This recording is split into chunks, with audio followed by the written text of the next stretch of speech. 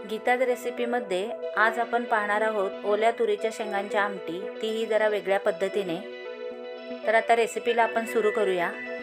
गॅसवर एक कढई ठेवलेली आहे, त्याच्यामध्ये 1 चमचा तेल घालायचे आणि इथं अर्धा किलो शेंगा आणलेल्या, त्यात हे सोलून एवढे दाणे निघालेले आहेत ते या तेलामध्ये चांगलं भाजून घ्यायचे।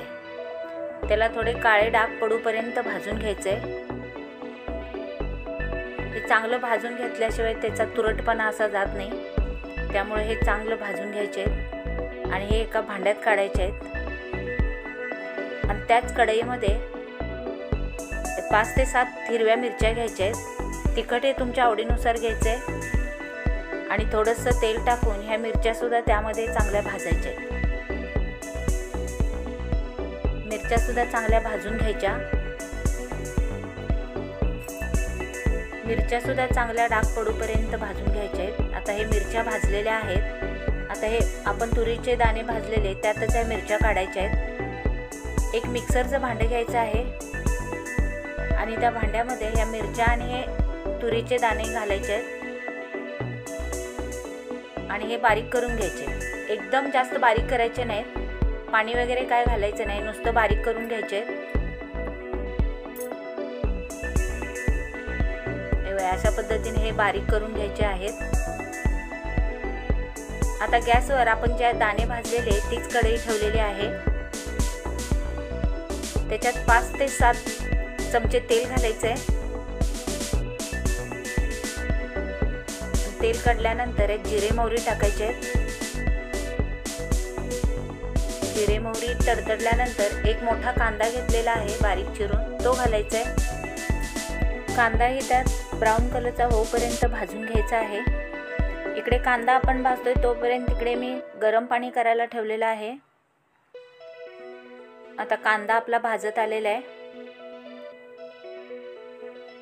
कांदा भाजत आलेला आहे। आता त्याच्यामध्ये एक लसूणचा गड्डा घेतलेला आहे, ठेचून घेतलेला आहे, तो घालायचा आहे आणि तोही कांद्याबरोबर चांगला भाजून घ्यायचा आहे। तर कांदा आणि लसूण दोन्हीही भाजलेले आहे।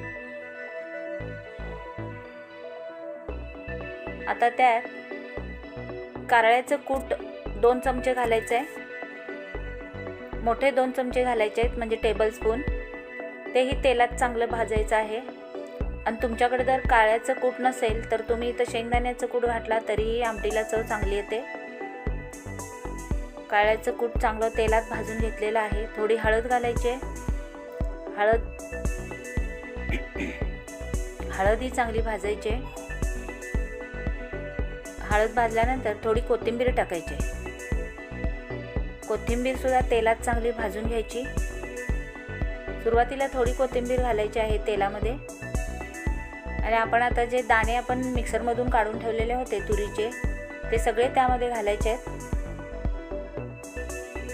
आणि तेलामध्ये चांगले तेही हलवून घ्यायचे आहेत। आता हे तेलामध्ये चांगले हलवून घेतलेत। आता इकडे पाणी गरम झालेलं आहे, ते पाणी त्यात घातलेलं आहे मी। सुरुवातीला हे जास्त पाणी घालायचं जरा, हे बुडूपर्यंत। आणि याला चवीनुसार मीठ घालायचं आहे आणि 5 ते 7 मिनिटं चांगलं शिजू द्यायचं आहे। मध्यम गॅस करायचा आहे आणि हे 5 ते 7 मिनिटं चांगलं शिजू द्यायचं आहे। हे मीठ घालून हलवायचं आहे। आता याच्यावर झाकण ठेवायचं आणि हे 5 ते 7 मिनिटं मध्यम गॅसवर शिजू द्यायचं आहे। हे बघा, हे 5 ते 7 मिनिटं चांगलं आमटी शिजलेली आहे। आता ही आमटी अशी घट्ट झालेली आहे। तुम्हाला पातळ हवी असेल तर तुम्ही ह्याच्यात आणि पाणी घालू शकता, नाहीतर कुणाला अशी घट्ट पाहिजे असेल तर घट्टही ठेवू शकता। इथे मला थोडी पातळ हवी आहे, त्यामुळे मी अजून यात थोडं पाणी घालते। हे बघा, मी अशी ही पातळ आमटी ठेवणार आहे।